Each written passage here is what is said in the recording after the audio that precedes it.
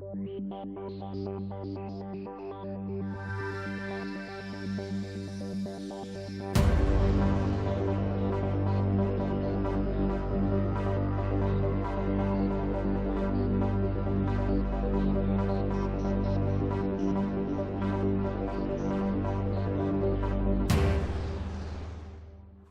I'm Pantazi. Today we're talking about Kassatsu.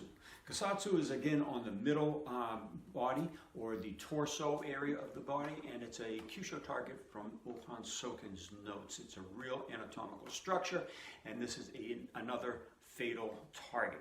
Now, what makes it fatal is it stops the breathing, it stops the blood circulation, much like the last one we covered last week in Hayauchi, but this is powerful just as well. It could be crippling, it could be fatal, and it can just knock the person unconscious, stop the breathing, stop the blood circulation, make the person faint from a low blood pressure attack on the body, and that's all depending on the power levels you put in.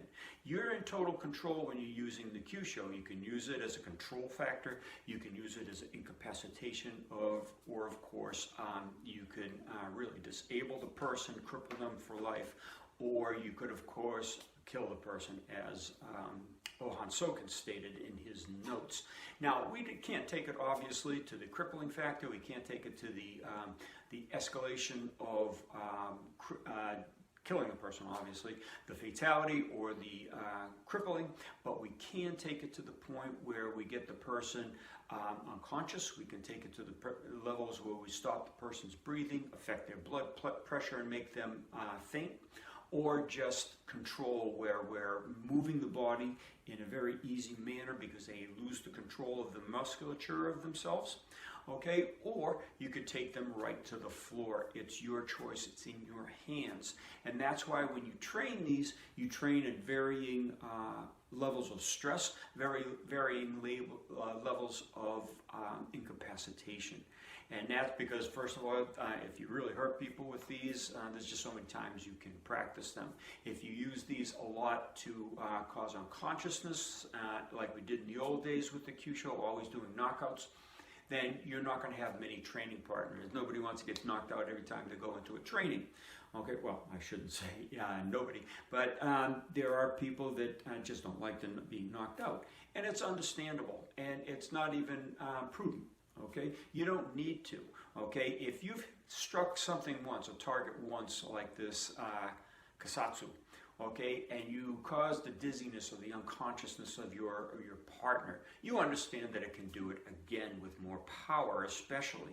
But then you start using it in control factors, whether you're grappling on the ground, you got the rear mount on the person, they're covering their head, and you want to get into their body with a shot to open them up or disable them or knock them unconscious. You have the total levels.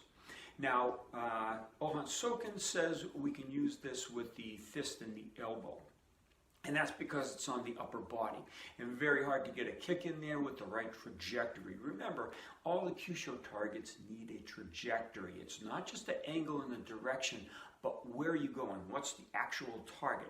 As an example, if you strike here on the chest, and it's not here on the chest, it's actually on the back. But when you strike here on the chest, if you're just striking the chest, you're hitting the muscles, you're hitting the ribs.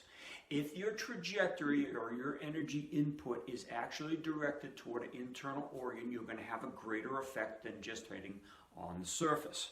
And if you dig in with a smaller tool rather than a broad surface, then you're going to get, of course, more penetration and more trajectory into the inner core of the body and more results. And this is why a lot of people have not found the Kyusho by mistake, because they're hitting with bludgeons. They're hitting with bold weapons, but not the points, not the knuckles of the old martial arts. Now remember, the old martial arts went from open hand strikes, whether you're doing all of these funky tools, or the single knuckles, into the fisted method as a sportification or as a safer way to train back in the 1900s, when they brought it into the school systems and made it a more business rather than just passing down a family trait or a family secret. So again, this is Kassatsu. Okay, the target that we're getting into is in the back. We're going to go into the extended video right now. We're going to start to talk about the anatomical. We're going to use a 3D model. We're going to go deep inside the body and get close up on the structures you're actually attacking. Then we're going to get into the actual demonstrations of this, where we get the people dizzy, you get the incapacitation, of course not the fatality, but we can only make the assumption. And when you see the target and you understand what you could possibly do, you'll understand how it could be.